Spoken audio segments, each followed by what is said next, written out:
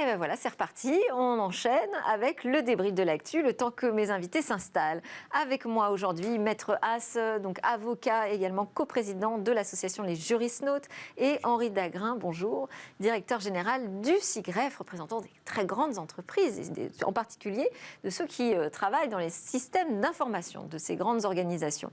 Et puis on aura avec nous en visio tout à l'heure le cofondateur d'Equier, qui s'appelait avant Avostart, donc ça doit vous dire quelque chose, Maître Haas, puisque c'est un pionnier des services en ligne d'accès au droit pour toutes les questions de la vie quotidienne. Hein. Et il est lauréat du programme d'investissement Black Founders Fund de Google. Je parle de Raphaël Jabol, donc son cofondateur.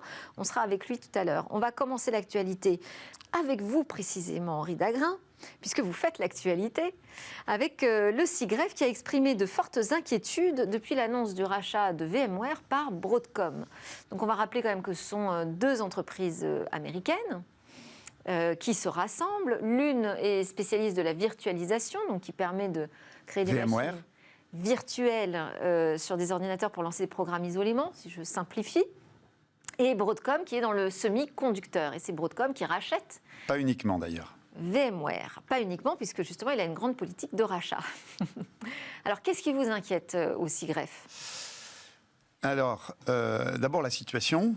VMware est en effet le leader mondial de la virtualisation, et c'est un acteur essentiel de la transition vers le cloud, et notamment dans des stratégies multi-cloud. Et par ailleurs, Broadcom est un acteur également important dans le paysage aujourd'hui des fournisseurs des grandes entreprises et des grandes administrations publiques, notamment après le rachat de CA Technologies en 2018 et de Symantec en 2020. Ouais. Or, la plupart des clients de CA Technologies et de Symantec ont constaté, après les rachats de ces deux sociétés par Broadcom, des conditions commerciales et contractuelles qui se sont extrêmement tendues, voire la mise en œuvre de pratiques particulièrement déloyales de la part de Broadcom.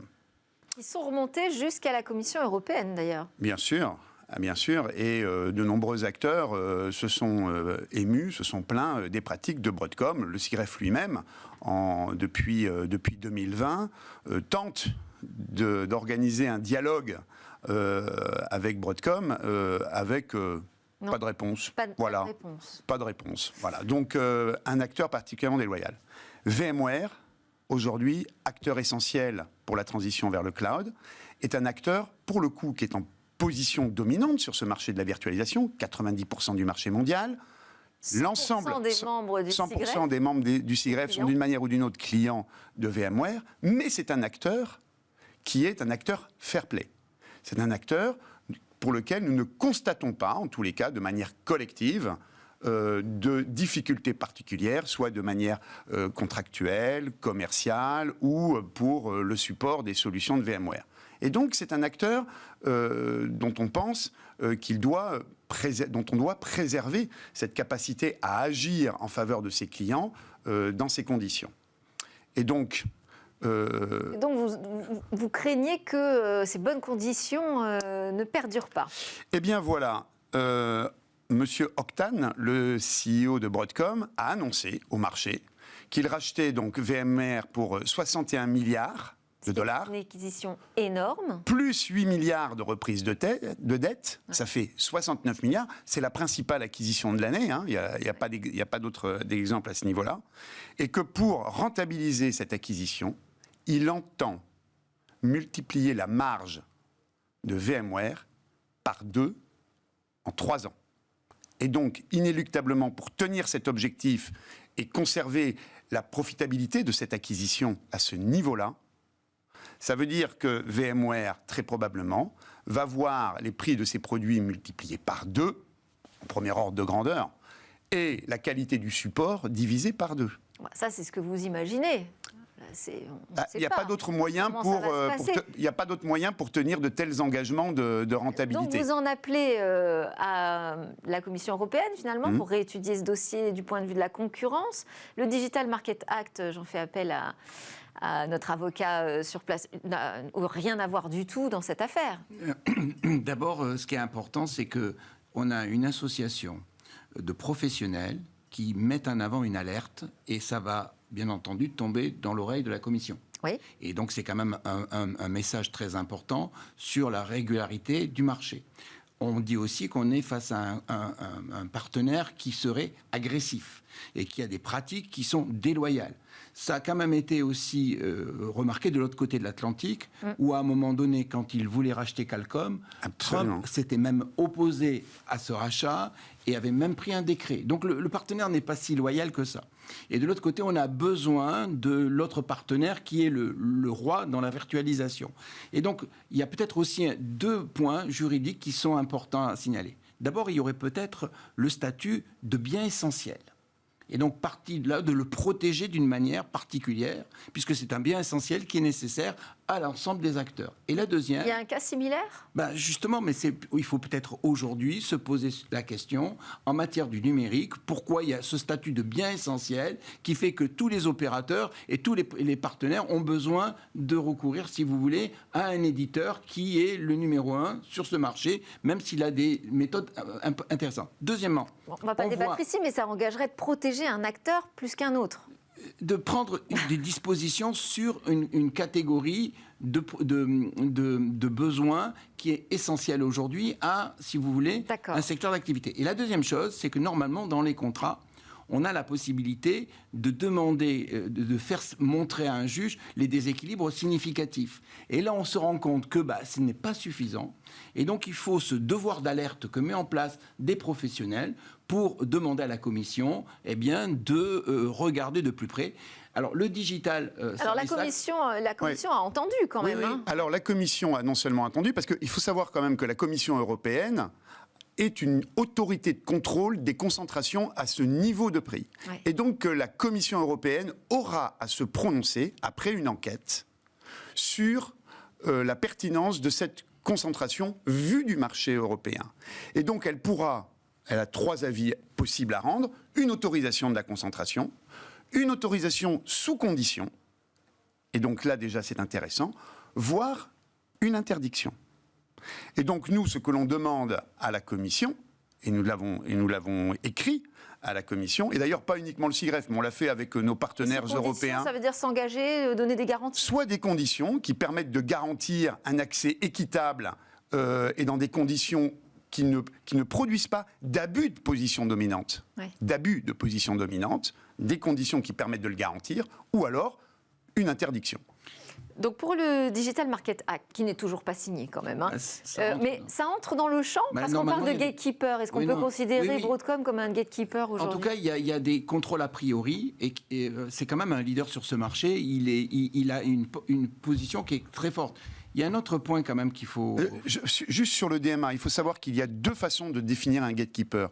Il y a des seuils quantitatifs, avec des parts de marché, avec des chiffres qui ont été écrits, mais la Commission a la possibilité de définir un gatekeeper sur des seuils qualitatifs, après une instruction. Et donc, il n'est pas impossible qu'à un moment donné, pour un acteur majeur du marché du cloud, du gatekeeper. Ouais. C'est pas impossible non plus. Après, et donc, des obligations ex-ante avant de... Après, il y a un principe de réalité aussi à regarder. WWare a un problème financier. Il a 8 milliards de dettes. Il a un problème avec ses effectifs. Il n'est pas sûr aussi qu'il puisse exister si jamais, à un moment donné, il n'est pas repris par une autre entité. Donc, ça pose aussi de vraies difficultés. C'est à suivre. Bon, on enchaîne avec un autre sujet totalement différent. Là, ce sont des applications de suivi menstruel qui inquiètent les associations de défense des femmes dans un contexte où on est à la suite de l'abolition du droit à l'avortement aux États-Unis. Alors, c'est ces données en fait qui sont collectées par les applications qui pourraient être utilisées pour déterminer si une femme est enceinte, des données de géolocalisation qui pourraient aussi permettre d'indiquer si elle se trouve près d'une clinique qui pratique l'avortement dans un État où c'est autorisé alors que cette femme vient d'un État où ce n'est pas autorisé. Ça fait froid dans le dos, là. Alors, ça fait vraiment froid dans le dos, et en même temps, c'est vraiment la problématique du téléchargement d'applications. Parce qu'il faut quand même savoir que, et même en Europe, puisqu'on a aussi des applications européennes, Ouais. je pense à Clu, je pense enfin, on a Maya, etc. On a pas mal d'applications. Il y avait déjà eu les sociétés d'éthique, les groupements avaient déjà signalé de ces risques de traçage, de pistage. Et en même temps, auprès des jeunes femmes, ça a un succès énorme, puisque ça leur permet de pouvoir suivre le cycle de leurs règles, ça leur permet en même temps de pouvoir, si vous voulez, avoir de pouvoir prédire, si vous voulez, des événements.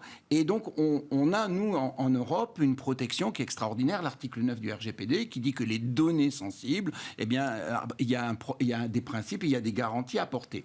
Là, on se rend compte, aux États-Unis, qu'avec le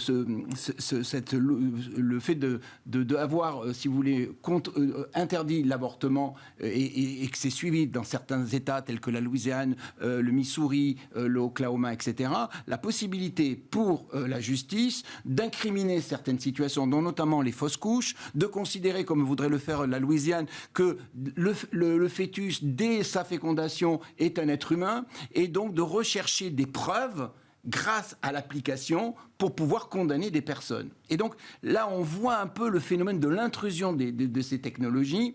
Et ce qui est vraiment très intéressant, c'est de voir les réponses qu'on Ça vous ferait un bon procès chez les juristes. Ça serait extraordinaire. D'autant plus que le prochain, il se passe dans l'espace. Il y a un enfant qui naît et on se pose la question de sa nationalité. Non, mais, et qui sait qui peut mais au-delà de la plaisanterie, c'est-à-dire que là, on est en train de s'apercevoir que ces applications qui traitent des données de santé, des données biologiques, des données très personnelles, intimes, elles peuvent être utilisées quand même dans le cadre d'enquête.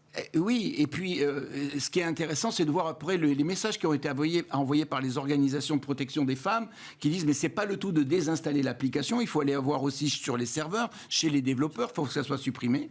Et donc il y a tout un enjeu derrière ça qui est important. Et ce qui est vraiment intéressant, c'est la réponse qui a été apportée et qui montre que ce que nous on fait en Europe est vraiment intéressant. D'abord, on est en train de parler d'un mur de chiffrement, de protéger l'anonymat. Et on met en place des garanties derrière ces applications en disant, écoutez, voilà, on garantit, parce que ces applications, elles servaient surtout les annonceurs. Ouais. En fait, il y avait des annonceurs qui ciblaient en fait les parcours. Et il y a un enjeu très important, et aussi l'utilisation judiciaire des applications. C'est une problématique très importante. Vous voulez réagir aussi, Henri Dagrin ? Oui, je ne vais pas réagir spécifiquement sur ce cas que je ne connais pas, mais je voulais abonder dans le sens de monsieur sur l'intérêt qu'il y a à renforcer la protection des données à caractère personnel et des données de santé, parce que là, on est à la limite. Ça, c'est le premier point. Le deuxième point, c'est que, attention, en Europe, nous avons effectivement ces garanties apportées notamment par le RGPD, mais n'oublions pas quand même que beaucoup d'applications se développent dans les environnements qui sont apportés par les cloud providers américains, que des données se retrouvent même chiffrées sur des clouds américains, et il faut toujours avoir en tête qu'une donnée, même chiffrée, même surchiffrée, à un moment, pour être calculée, elle est en clair. Et donc, il peut toujours y avoir des dispositifs légaux aux États-Unis, oui, c'est ça, et sous contrôle d'agences fédérales qui permettent de récupérer des données en clair. Mais c'est aussi l'idée d'indiquer que dans la poche, nous avons un outil qui va permettre de servir de preuve demain, dès lors que des États considèrent ou créent des nouvelles incriminations. Alors, les applications lancent des modes anonymes, effectivement, créent des murs de chiffrement. Est-ce que ça suffira ? J'appelle votre attention quand même sur l'affaire Google Analytics, dans laquelle aujourd'hui la CNIL est particulièrement active, et rappelle que même pseudonymisées, ces données restent des données à caractère personnel qui peuvent identifier les personnes.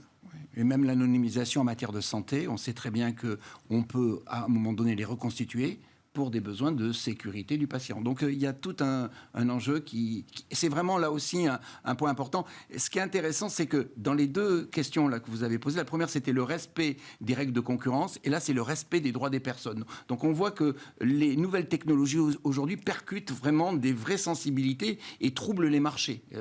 Absolument.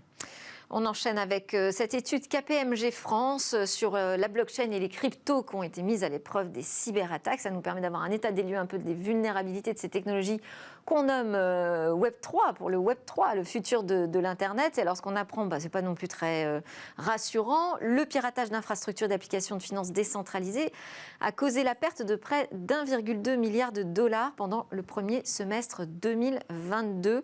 C'est une croissance de 692% des montants dérobés via des piratages par rapport au premier semestre 2021. Ça, c'est le constat que fait KPMG.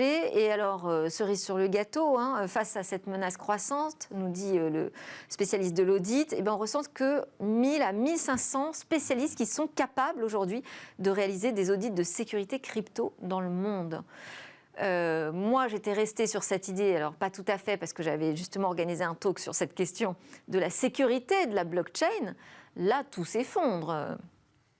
Alors, ce qui est surtout important, c'est que pour les mesures de vigilance que devraient prendre les entreprises, on se rend compte que pour les audits, on n'a pas assez de personnel. Mais j'allais dire que dans le marché de la cybersécurité, on se rend compte qu'on est globalement, si vous voulez, en carence de ressources. Et ça, c'est même mondial. Bon, moi, peut-être carence de ressources, mais aussi carence de vigilance. Parce que peut-être qu'on se lance un petit peu rapidement sur ce marché du Web3. J'aimerais bien avoir votre avis aussi là-dessus, Henri Dagrin. Tout le monde se dit, il y a un effet d'aubaine. Les marques vont pouvoir communiquer, on va pouvoir faire beaucoup plus de choses. C'est le paradis de la consommation, finalement, le Web3, puisque tous les objets numériques deviennent monétisables. Est-ce qu'on n'y va pas un petit peu trop vite et imprudemment ? Je serais effectivement, compte tenu des observations, et là c'est pas l'avis d'Henri Dagrin, mais à travers les observations que je peux réaliser dans les travaux que nous menons au CIREF, les dirigeants numériques chez nos adhérents restent quand même aujourd'hui réservés. On ne peut pas dire qu'il y a une course des grandes entreprises et des grandes administrations publiques vers le Web 3.0. Et puis, ça pose un autre problème. Alors, il y a celui de la sécurité, bien entendu. De toute façon, le zéro défaut n'existe pas en matière de sécurité. Ça, c'est la première chose.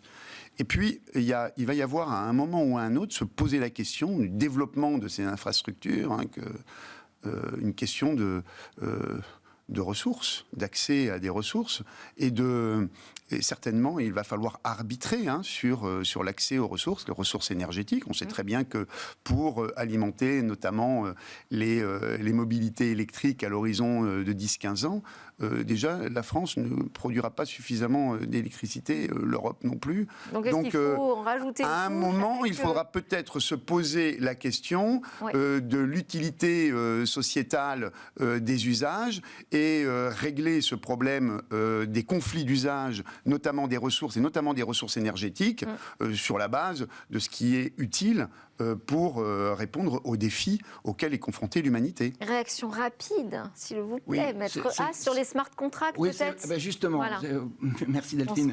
On se rejoint. En fait, ce qui est vraiment important, c'est qu'il pointe aussi la faiblesse des smart contracts. C'est-à-dire qu'on pensait qu'on avait, avec la blockchain, une garantie sur les smart contracts. On se rend compte que, en fait, les pirates, les premières choses qu'ils font, c'est qu'ils affaiblissent, ils perforent en fait les smart contracts. Donc c'est vrai que là, il y a des garanties nécessaires en matière de sécurité par rapport aux smart contracts qu'il faut faire. Et c'est pour ça qu'il y a un vrai problème, parce qu'on a besoin de les auditer.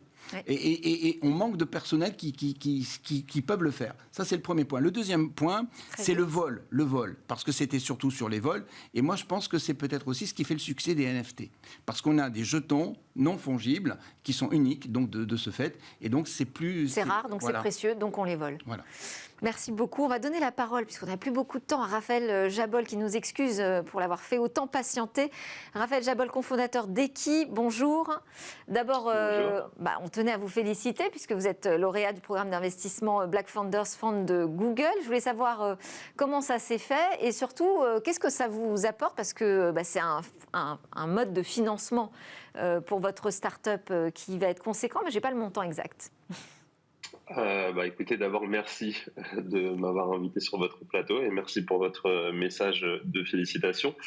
On est également ravis. Il s'agit effectivement d'un fonds d'investissement que Google a déployé depuis maintenant pour la deuxième année d'un montant de 4 millions de dollars à destination d'entreprises qui ont été fondées par des entrepreneurs hommes ou femmes de couleur noire. Et effectivement, on est lauréat cette année il y a plusieurs avantages. Il y a un programme de financement. Ce programme de financement, il consiste à nous octroyer $100 000 $100 000 de cash qui ne sont pas liés en contrepartie à de l'equity, donc c'est complètement equity free.